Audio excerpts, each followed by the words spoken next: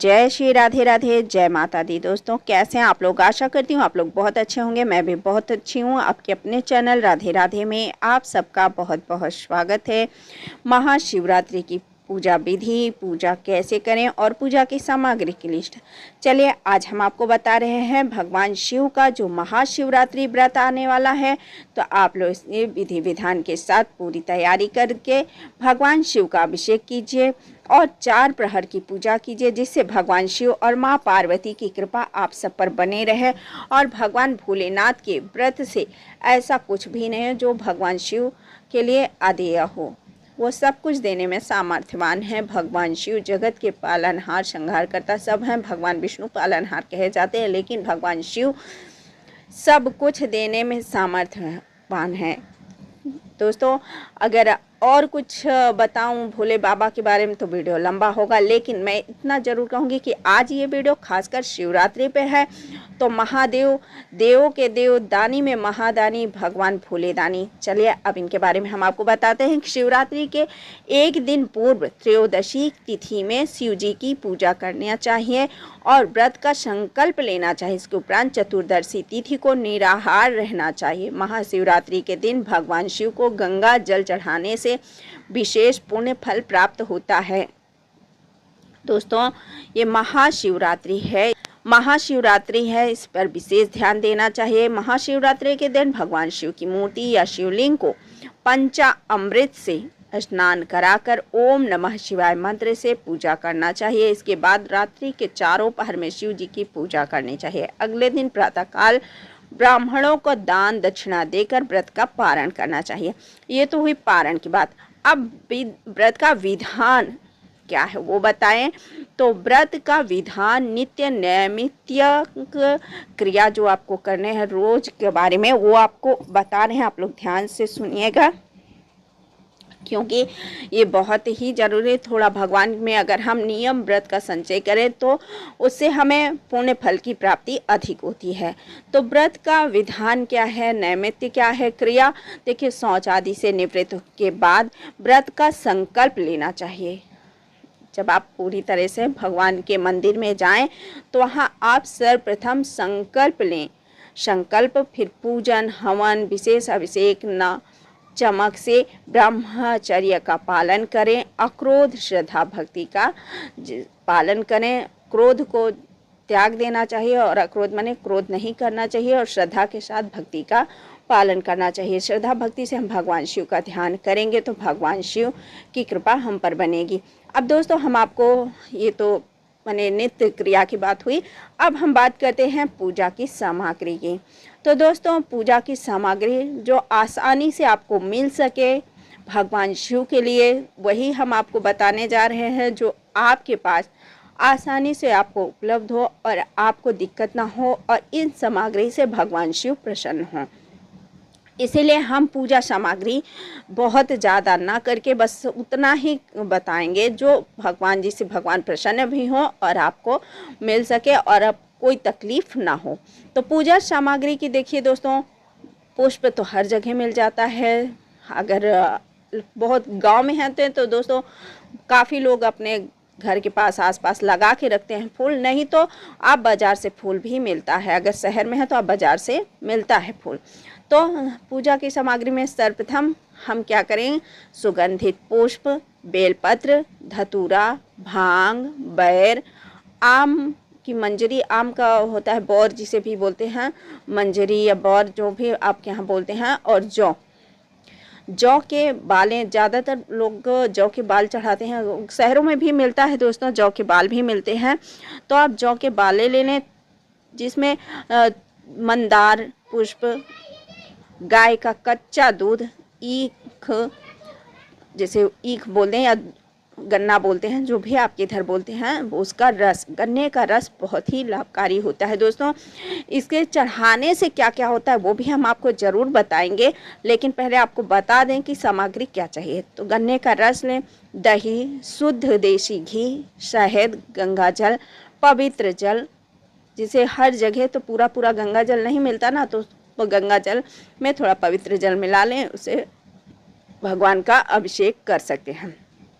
अब देखिए दोस्तों, अब जल तो ले लिए, कपूर और धूप भी अच्छी लेना चाहिए, जिसमें भगवान के लिए खुशबू अच्छी आए, वो धूप लेना चाहिए।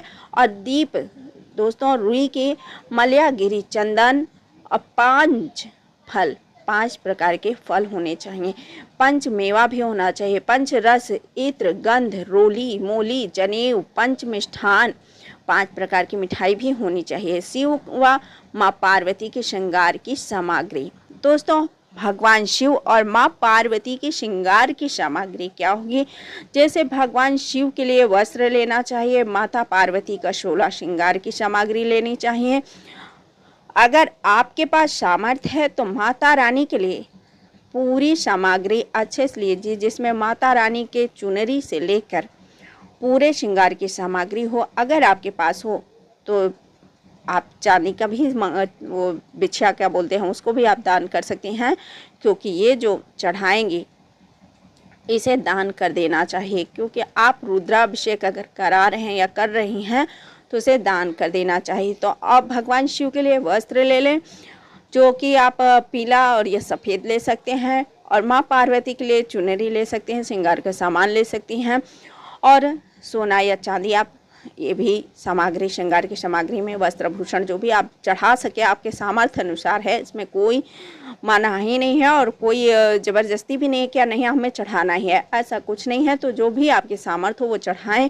और दक्षिणा बिना दोस्तों, बिना पूजा, कोई भी पूजा आप कोई भी व्रत करें बिना दक्षिणा के, ये पूजा, कोई भी व्रत, कोई भी संकल्प अधूरा रह जाता है। तो दक्षिणा जरूर चढ़ाना चाहिए। पूजा के बर्तन जैसे कुशासन आदि भी जरूर में जो भी आपके पास बिछाए हुए हैं, रखे हुए हैं, उस पर थोड़ा सा जल गिरा के उस पूजा को संपन्न करना चाहिए।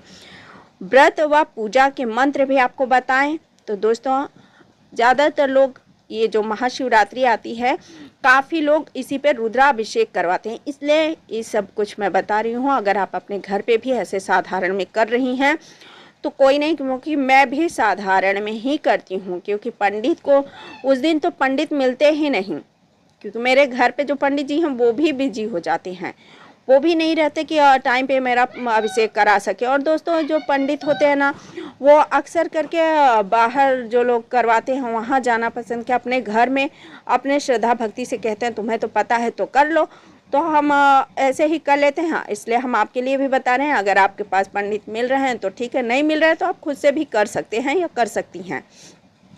आप जैसे घर में अगर शिवलिंग बना के की जाए तो वो भी और उत्तम होता है।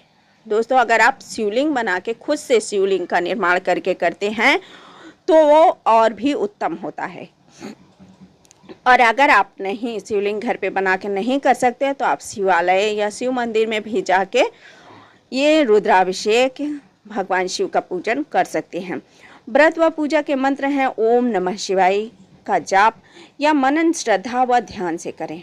बेलपत्र भी चढ़ाते समय दोस्तों मंत्र होते हैं जो कि पंडित लोग करवाते हैं। बहुत सारे पंडित ऐसे बोलते हैं और नहीं बोलते हैं, तो आप ध्यान दीजिएगा, क्योंकि बेलपत्र चढ़ाने के भी मंत्र होते हैं। और अगर आप लोग कर रहे हैं तो आप लोग भी याद कर लीजिए और ऐसे ही मंत्र बोल दीजिए। नहीं, अगर आपको याद, काफ़ी लोगों को मंत्र नहीं याद होते हैं, तो हम आपको मंत्र बता रहे हैं, आप इसी प्रकार मंत्र बोलिए।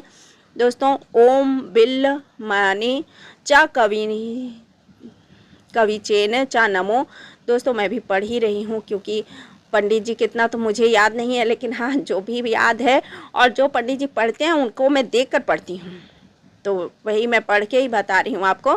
क्योंकि जब मैं पढ़ती हूँ तो आप भी पढ़ सकते हो, इसलिए आप पढ़ सकती हो। दोस्तों, तो इस तरह आप भी बेलपत्र चढ़ाते हुए मंत्र बोलिए। ओम बिल्ली मने चा कविचेने नमो वर्णिमे चा वरुथिने चा नमः श्रुत्याय चा श्रुत्यसेनाय चा नमो दुन्भयाय चा हन्याय चा नमो कृष्णेश्वराय। अब बेलपत्र दर्शना, जो बेलपत्र का स्पर्श कराएं तो वो भी मंत्र आपको बताएं। तो दर्शन बेलपत्रास्य स्पर्शनम पापनाशनम अघोर पापहरम बेलपत्रम शिवर्पणहम त्रिदलम त्रिगुणांकारम त्रिनेत्रम चा त्रियधयुधम त्रिजन्म पापसंहारम बेलपत्रम शिवर्पणहम अखंडे बेलपत्रेश्च पूजये शिवे शंकरम कोटि कन्या महादानम बेलपत्रम शिवर्पणम ग्रहण बेलपत्राणि पाशुपणि महेश्वरम सुगंधि भवानी शिवत्व कुसुम प्रिय। इस तरह आप बेलपत्र अर्पण कीजिए। व्रत कथा व वचन करके आप इसके बाद दोस्तों व्रत कथा सुनना और पढ़ना चाहिए। तो व्रत कथा भी अगर आपको इसी में सुना दूं तो वीडियो लंबा ज़रूर होगा, लेकिन हाँ, पूजा के बाद अगर व्रत कथा सुनाई जाए तो उसमें थोड़ा ज़्यादा ही पुण्य मिलता है और व्रत कथा सुनने में समझ में भी आता है। तो जो व्रत कथा, मृग व शिकारी की कथा और शिवलिंग के प्रकट होने की कथा तथा शिव पुराण में और भी कथाएं हैं जो कि प्रमाणित हैं। दोस्तों मैंने पूरा शिव पुराण पढ़ा है, मेरे पास शिव पुराण की किताब बुक रखी हुई है, किताब बोले या बुक बोले या जो भी, तो अब मैं रखी हूँ। मैं पूरा शिव पुराण पढ़ी हूँ, पूरा गरुड़ पुराण पढ़ी हूँ, रामायण तो हर कोई पढ़ता है लेकिन ये सब मैं पढ़ी हुई हूँ, पूरा पढ़ चुकी हूँ मैं। और जो बोलते हैं गीता भी मैंने पूरा ही पढ़ा है, इसलिए दोस्तों काफ़ी हद तक याद रहता है। शायद कोई भूल हो जाए तो उसके लिए क्षमा चाहूँगी, क्योंकि भगवान शिव की कृपा सभी को चाहिए। तो अब महाशिवरात्रि पर्व की प्रमाणिक और पौराणिक कथा, दोस्तों इसमें एक कथा है जो कि आज इसमें यही कथा सुना रही हूँ, अगले वीडियो में अगली भी कथा दूंगी, लेकिन ये कथा इस पूजा के साथ इसे सुना रही हूँ, आप लोग ध्यान से सुनिए। पूर्व काल में चित्रभानु नाम का एक शिकारी था। जानवरों की हत्या करके वह अपने परिवार को पालता था। वह एक साहूकार का कर्जदार था, लेकिन उसका ऋण समय पर न चुका सका। क्रोधित साहूकार ने शिकारी को शिव मठ में बंदी बना दिया। संयोग से उस दिन शिवरात्रि थी। शिकारी ध्यानमग्न होकर शिव संबंधित धार्मिक बातें सुनता रहा। चतुर्दशी को उसने शिवरात्रि व्रत की कथा भी सुनी। शाम होते ही साहूकार ने उसे अपने पास बुलाया और ऋण चुकाने के विषय में बात की। शिकारी अगले दिन सारा ऋण लौटा देने का वचन देकर बंधन से छूट गया। अपनी दिनचर्या की भांति वह जंगल में शिकार के लिए निकला, लेकिन दिन भर बंदी गृह में रहने के कारण भूखा प्यास से व्याकुल था। शिकार खोजता हुआ वह बहुत दूर निकल गया। जब अंधकार हो गया तो उसने विचार किया कि रात जंगल में ही बितानी पड़ेगी। वह वन एक तालाब के किनारे एक बेल के पेड़ पर चढ़ गया। रात बिताने का इंतजार करने लगा। बेल का जो वृक्ष के नीचे शिवलिंग था जो बेल पत्रों से ढका हुआ था। शिकारी उसको पता न था। पड़ाव बनते समय उसने जो टहनियाँ तोड़ी वे संयोग से शिवलिंग पर गिरती चली गईं। इस प्रकार दिन भर भूखे प्यासे शिकारी का व्रत भी हो गया और शिवलिंग पर बेलपत्र भी चढ़ गए। एक पहर रात्रि बीतने पर एक गर्भिणी हिरणी तालाब पर पानी पीने पहुंची। शिकारी ने धनुष पर तीर चढ़ाकर ज्यों ही प्रत्यंचा खींची बोली, मैं गर्भिणी हूँ, शीघ्र ही प्रसव करूंगी। तुम एक साथ दो जीवों की हत्या करोगे तो ठीक नहीं। मैं बच्चे को जन्म देकर शीघ्र ही तुम्हारे समक्ष प्रस्तुत हो जाऊंगी, तब मार लेना। शिकारी ने प्रत्यंचा ढीली कर दी और हिरणी जंगली झाड़ियों में लुप्त हो गई। प्रत्यंचा चढ़ाने तथा ढीली करने से वक्त कुछ बेलपत्र अनायास ही टूटकर शिवलिंग पर गिर गए। इस प्रकार उसने अनजाने में ही प्रथम प्रहर का पूजन भी संपन्न कर लिया। कुछ ही देर बाद एक और हिरणी उधर से निकली। शिकारी की प्रसन्नता का ठिकाना न रहा। समीप आने पर उसने धनुष पर बाण चढ़ाया। तब उसे देखकर हिरणी ने विनम्रता पूर्वक निवेदन किया, हे शिकारी, मैं थोड़ी देर पहले ऋतु से निवृत्त हुई हूँ, कामातुर विरहिणी हूँ, अपने प्रिय की खोज में भटक रही हूँ। मैं अपने पति से मिलकर शीघ्र ही तुम्हारे पास आ जाऊंगी। शिकारी ने उसे भी जाने दिया। 2 बार शिकारी को खो दिया शिकार, उसका माथा ठनका, वह चिंता में पड़ गया। रात्रि का आखिरी पहर बीत रहा था। इस बार भी धनुष से लगा कर कुछ बेलपत्र शिवलिंग पर जा गिरे तथा दूसरे प्रहर की पूजा भी संपन्न हो गई। तभी एक अन्य हिरणी अपने बच्चों के साथ उधर से निकली। शिकारी ने के लिए यह स्वर्णिम अवसर था। उसने धनुष पर तीर चढ़ाने में देर नहीं लगाई। वह तीर छोड़ने ही वाला था कि हिरणी बोली, हे शिकारी, मैं इन बच्चों को इनके पिता के हवाले करके लौट आऊंगी। इस समय मुझे मत मारो। शिकारी हंसा और बोला, सामने आए शिकार को छोड़ दूं? मैं ऐसा मूर्ख नहीं। इससे पहले मैं 2 बार अपना शिकार खो चुका हूँ। मेरे बच्चे भूखे प्यासे व्यग्र हो रहे हैं होंगे। उत्तर में हिरणी ने फिर कहा, जैसे तुम्हें अपने बच्चों की ममता सता रही है, ठीक वैसे ही मुझे भी है शिकारी। मेरा विश्वास करो, मैं इन्हें इनके पिता के पास छोड़कर तुरंत लौटने की प्रतिज्ञा करती हूँ। हिरणी का दीन स्वर सुनकर शिकारी को उस पर दया आ गई। उसने उस मृगी को भी जाने दिया। शिकारी के अभाव में तथा भूख प्यास में व्याकुल शिकारी अनजाने में ही बेल वृक्ष पर बैठा बेलपत्र तोड़ तोड़ कर नीचे फेंकता जा रहा था। तो भटने को वो तो एक हष्ट पुष्ट मृग उसी रास्ते पर आया। शिकारी ने सोच लिया कि इसका शिकार वह अवश्य करेगा। शिकारी की तनी प्रत्यंचा देखकर मृग विनती स्वर में बोला, हे शिकारी, यदि तुमने मुझसे पूर्व आने वाली 3 मृगियों तथा छोटे छोटे बच्चों को मार डाला है तो मुझे भी मारने में विलंब न करो, ताकि मुझे उनके वियोग में एक क्षण भी दुख न सहना पड़े। मैं उन हिरणियों का पति हूँ। यदि तुमने उन्हें जीवन दान दिया है तो मुझे भी कुछ क्षण का जीवन देने की कृपा करो। मैं उनसे मिलकर तुम्हारे समक्ष उपस्थित हो जाऊंगा। मृग की बात सुनते ही शिकारी के सामने पूरी रात का घटना चक्र घूम गया। उसने सारी कथा मृग को सुना दी। तब मृग ने कहा, मेरी तीनों पत्नियां जिस प्रकार प्रतिज्ञाबद्ध होकर आई हैं, मेरी मृत्यु से अपने धर्म का पालन नहीं कर पाएंगी। अतः जैसे तुमने उन्हें विश्वास पात्र मानकर छोड़ा है, वैसे भी मुझे भी जाने दो। मैं उन सब के साथ तुम्हारे सामने शीघ्र ही उपस्थित होता हूँ। शिकारी ने उसे भी जाने दिया। इस प्रकार प्रातः हो गई। उपवास, रात्रि जागरण तथा शिवलिंग पर बेलपत्र चढ़ने से अनजाने में ही भगवान शिव की शिवरात्रि की पूजा पूर्ण हो गई।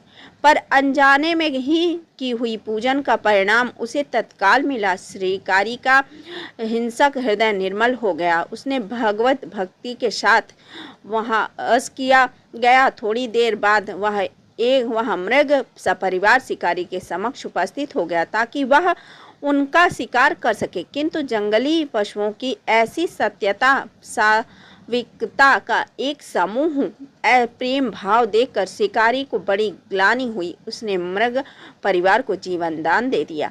अनजाने में शिवरात्रि के व्रत का पालन करने पर भी शिकारी को मोक्ष की प्राप्ति हुई। जब मृत्यु काल में यमदूत उसके जीव को ले जाने आए तो शिव गणों ने उन्हें वापस भेज दिया तथा शिकारी को शिवलोक ले गए। शिव जी की कृपा से ही उसने अपने इस जन्म में राजा चित्रभानु अपने पिछले जन्म को याद रख पाए तथा महाशिवरात्रि के महात्म्य को जानकर उनका अगले जन्म में भी पालन कर पाए। अब क्या है महाशिवरात्रि की कथा का संदेश? दोस्तों, शिवरात्रि की कथा क्या संदेश देती है, इस पर विशेष ध्यान देना चाहिए, क्योंकि ये शिवरात्रि महाशिवरात्रि है। दोस्तों, इस शिकारी कथा अनुसार महादेव को अनजाने में किए गए व्रत का भी फल दे देते हैं। तो सोचिए, जानबूझ के में कर जो भगवान शिव की पूजा करते हैं, तो जो वो महादेव शिकारी पे दया भाव से प्रसन्न हुए, तो अपने परिवार के कष्ट का ध्यान होते हुए भी शिकारी ने मृग परिवार को जाने दिया। यह करुणा ही वस्तुतः उस शिकारी को उन पंडित एवं पुजारियों से उत्कृष्ट बना देती है जो कि सिर्फ रात्रि जागरण, उपवास एवं दूध, दही एवं बेलपत्र आदि द्वारा भगवान शिव को प्रसन्न कर लेते हैं। दोस्तों, इस कथा में सबसे महत्वपूर्ण बात यह है कि इस कथा में अनजाने में हुए पूजन पर विशेष बल दिया गया है, क्योंकि इसका अर्थ यह है कि शिव किसी भी प्रकार से किए गए पूजन को स्वीकार कर लेते हैं अथवा भोलेनाथ जाने अनजाने में हुए पूजन में भी भेदभाव नहीं करते हैं।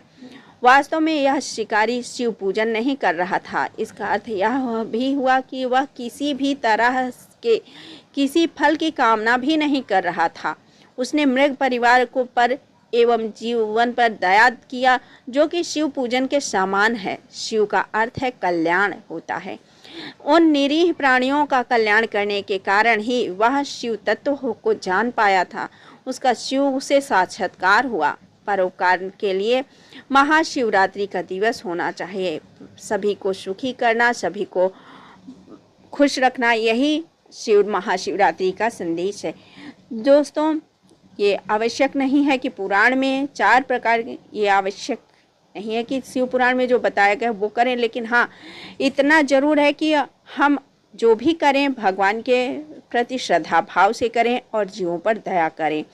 पुराण में 4 प्रकार के शिवरात्रि पूजन का वर्णन है। तो मासिक शिवरात्रि, जो कि मासिक शिवरात्रि आती है, हर मासिक शिवरात्रि में हर महीने शिवरात्रि आती है। तो प्रथम आदि शिवरात्रि तथा महाशिवरात्रि पुराण वर्णित अंतिम शिवरात्रि है। नित्य शिवरात्रि प्रस्तुत प्रत्येक रात्रि ही शिवरात्रि है। अगर हम उन परम कल्याणकारी आशुतोष भगवान में स्वयं को लीन कर दें तथा कल्याण मार्ग का अनुसरण करें, वही शिवरात्रि का सच्चा व्रत है।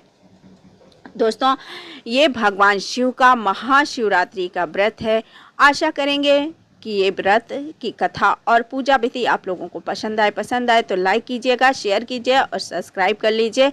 और हाँ दोस्तों, महाशिवरात्रि है तो इतना तो हमारा कहना बनता है कि एक बार हर हर महादेव सब लोग लिख लीजिए, क्योंकि इससे हमें ये पता चलेगा कि कौन है महादेव का सच्चा भक्त। तो चलिए आप वीडियो को यहीं समाप्त करते हैं और एक बार हर हर महादेव बोल दीजिए। जय शिव शंभू, हर हर महादेव, नमः शिवाय। पार्वती पतये, हर हर महादेव, नमः शिवाय। वीडियो को पूरा सुनने के लिए धन्यवाद। जय माता दी, जय भोलेनाथ। और दोस्तों, अगर पसंद आए तो लाइक कीजिएगा, शेयर कीजिए, सब्सक्राइब कर लीजिए। नमः शिवाय।